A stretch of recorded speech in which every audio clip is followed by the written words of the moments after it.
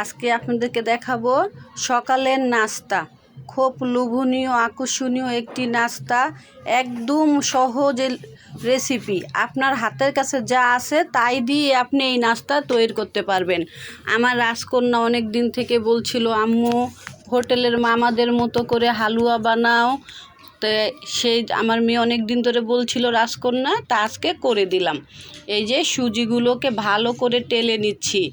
এইখানে সুজিটা আপনি যত সুন্দর করে টালবেন গ্যারানটা সুন্দর বের হবে। এগুলো হচ্ছে মশলা, তেজপাতা, লং, এলাচ। এইখানে অল্প পরিমাণ সাদা তেল দিবেন। তেলের পরিমাণটা বেশি হলে কোনো সমস্যা নাই, কিন্তু তেল আপনাকে দিতেই হবে, আবার নাও দিতে পারেন। এই যে আমি তেলটা ঢেলে দিচ্ছি। আপনি টেবিল চামচের 2 চামচ বা 1 চামচ তেল আপনি দিতে পারেন। আর সুজিটা কিন্তু আমি মেপে নেই নাই, কারণ আমি আমার পরিমাণে সুজিটা নিয়েছি। আপনাদের পরিমাণ অনুসারে আপনারা সুজিটা নেবেন, নিয়ে ভালো করে টালবেন। এই যে টালাটার মধ্যে মশলাটা কিন্তু টালা হচ্ছে, এখানে সুন্দর একটা গ্রান বের হচ্ছে। এই যে টালতে টালতে যখন এরকম লাল লাল হয়ে যাবে, তখন এইখানে আপনি পরিমাণ মতো দিয়ে দিবেন পানি। আপনার একটা জিনিস খেয়াল করবেন, সুজি যাতে পুড়ে না যায়, এখানে আপনাকে অনবরত নাড়তে হবে।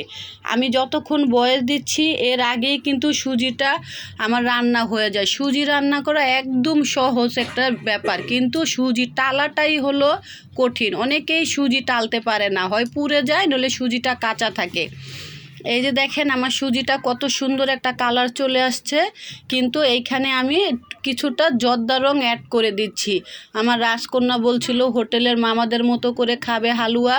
হোটেলের মামারা কিন্তু সুজিতে রং ব্যবহার করে, সেজন্য কালারের জন্য আমি এখানে জর্দা রং দিয়েছি। এটা আপনাদের জন্য অপশনাল, আপনারা চাইলে দিতেও পারেন, নাও দিতে পারেন। এই দেখেন আমার সুজিটা কত সুন্দর ঘন হয়ে গিয়েছে। এটা কিন্তু নামালে আরও ঘন হয়ে যাবে, তাহলে একদম সেম হোটেলের রেসিপি হয়ে গেল। এটা হচ্ছে একটা বেটার। এটা হচ্ছে আটা। এখানে একটা ডিম ফেটিয়ে নিয়েছি, এইখানে পরিমাণ মতো লবণ দিয়েছি, পানি নিয়েছি। দেখেন আমার বেটারটা কীরকম হয়েছে, আপনাদেরকে বারবার করে চামচ দিয়ে দেখাচ্ছি। এরকমভাবে গুলিয়ে একটা কড়াইতে বা এরকম একটা তাওয়ায় এটাকে চামচ দিয়ে দিবেন। এটা দিয়ে 1 মিনিট অপেক্ষা করবেন, ও নিজের থেকে উঠে যাবে, ওকে ধরে উঠাতে হবে না। সুজি দিয়ে এটা খেতে খুব মজা। আর এই যে রুটিটা, পাতলা রুটি, এটা কিন্তু আমি মাঝে মাঝে আমার বাসায় এক আইটেমে একটু মোটা করে একটু পাতলা করে আমি করি, কারণ এটা চোখের খিদা বলেন, সকালের নাস্তা বলেন, বিকালে চায়ের সাথে সব কিছুর সাথে যায়। সেজন্য এটা আমি বেশিরভাগই আমার বাসায় করি। যখনই আমার বাচ্চারা বলে আম্মু রুটি খাবো না, পরোটা খাবো না, এটা করে দেই। অনেক সময় বৃষ্টি আসলো আমরা চোখের খিদার জন্য এটা খাই। আমার সকালের নাস্তাটা কীরকম হয়েছে, মাশাআল্লাহ কত সুন্দর কালার। অবশ্যই কমেন্টে জানাবেন, বাসায় ট্রাই করবেন যে আপনার হাতের কাছে যা আছে তা দিয়ে অল্প সময় কীভাবে